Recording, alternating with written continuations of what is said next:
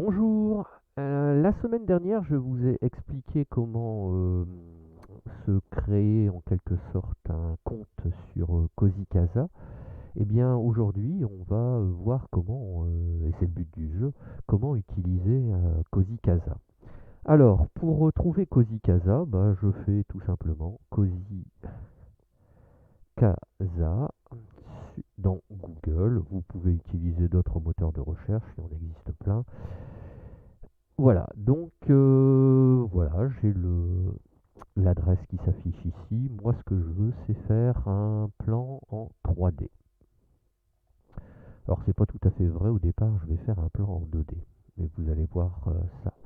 Voilà, j'arrive sur cette page. La page que vous cherchez est introuvable. Retournez sur le Casa Café. C'est ce que je vais faire. Alors, vous voyez que là, je suis en direct live en quelque sorte, donc vous aurez peut-être le même souci que moi. Alors moi, ce que je veux, c'est un plan en 3D, donc créer un plan en 3D. Hop, je recommence. Voilà. Donc là, ça devrait marcher. Mais c'est pas grave, vous voyez mes, comment dirais-je, mon petit cafouillage là, bah, vous sera peut-être utile puisque vous aurez peut-être exactement le même style de problème que moi. Alors là, je ne sais pas, j'espère que ça va pas durer trop longtemps. Voilà. Donc, c'est à cette page-là qu'il faut arriver et, eh bien, puisque on démarre quelque chose, eh bien, le lien sur lequel il faut cliquer, c'est Nouveau plan vierge. Voilà. Là, vous avez la possibilité de voir une petite démo. Moi, je vous conseille enfin, vous faites ce que vous voulez, vous pouvez faire suivant, mais moi, pour aller plus vite, je vais passer l'introduction. Et là, voilà, on arrive, je vais virer ça aussi à droite, on arrive sur l'interface graphique de Cozy Casa, et là, on va pouvoir commencer à dessiner des choses.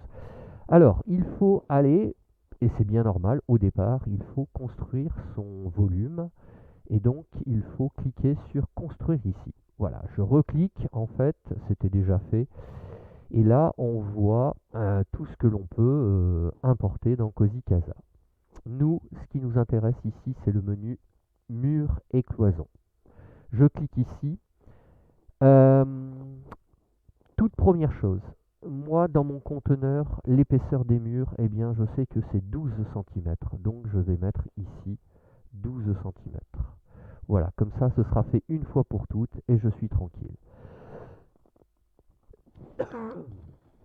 Pardon. Visiblement ça n'a... Ah oui, effectivement, je n'ai pas coché. J'allais dire ça n'a pas marché. Vous voyez, bah, c'est pas grave, toutes mes petites incertitudes, là, on va dire, ça peut vous servir vous aussi. Alors, mur. Allez, je vais faire un mur. Donc, vous voyez que quand vous créez un mur, vous cliquez, la dimension du mur s'affiche en centimètres. Vous pouvez, voilà, faire ceci, par exemple. Vous pouvez créer donc un volume. Alors, je parle de volume, mais vous comprendrez pourquoi après. Voilà. Une fois que vous avez fait ça, vous pouvez redéplacer très facilement vos murs. Là, il n'y a aucun problème, hein, tout est... Et à chaque fois, forcément, les cotes changent. Voilà. J'avais vu dans un tuto qu'on pouvait cliquer ici sur la valeur et puis modifier directement la valeur, mais apparemment, ça ne marche pas. Quand vous avez aussi un mur qui est sélectionné, vous pouvez par rapport à ce mur déterminer ses propriétés. Alors regardez, si je clique ici, eh bien, c'est bien ce que j'avais demandé, une épaisseur de 12 centimètres et jusqu'au plafond. Alors en principe, par défaut, c'est 2,50 m. Les pièces sont à 2,50 m. Je vous indiquerai tout à l'heure comment changer ce paramètre-là, surtout dans le conteneur où la distance au plafond n'est que de 2 mètres. Bien, donc voilà comment créer facilement des murs. Alors, je vais tout de suite en profiter pour vous montrer que en fait aussi on peut créer des cloisons. Alors, même chose que tout à l'heure, on peut bien sûr régler l'épaisseur de ces cloisons.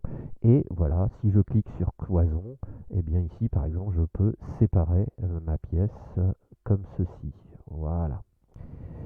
Et on peut également créer ce qu'on appelle des séparations invisibles. Alors vous savez, quand vous avez une grande pièce, eh bien parfois il peut y avoir un coin ou repas, on peut dire, on peut aussi avoir une cuisine.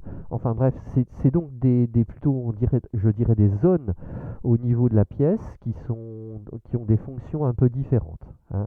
La cuisine, je fais la cuisine, je prépare les repas, et puis le coin repas, ben, je mange mes repas.